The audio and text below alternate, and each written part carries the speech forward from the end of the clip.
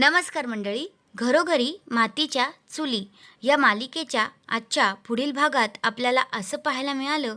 आता वकील मॅडम सांगत असतात की आपल्या या शर्वरीचे अनैतिक संबंध होते आणि ते राहुलसोबत होते आणि त्यांनी विक्रांतचा काटा काढला आहे.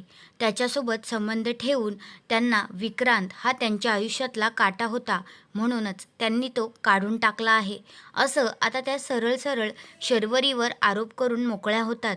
पण आता शर्वरी मात्र टेन्शनमध्ये असते. पण जानकी आणि अवंतिकाला तर खूप मोठा धक्काच बसलेला असतो. दुसऱ्या बाजूला आता अवंतिका जानकी वहिनीला म्हणत असते की वहिनी, तो राहुल आहे ना, पूर्णपणे शर्वरी वंशाला फसवण्यासाठी त्याने प्लॅन केलेला आहे आणि त्यामध्ये तो सक्सेसही होतोय. त्याने पूर्णपणे ट्रॅप रचलाय शर्वरी वंशासाठी. तर अशी अवंतिका जानकीला म्हणत असते.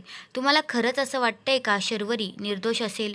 तुमचं मत काय आहे ते कमेंट करून नक्कीच सांगा. धन्यवाद.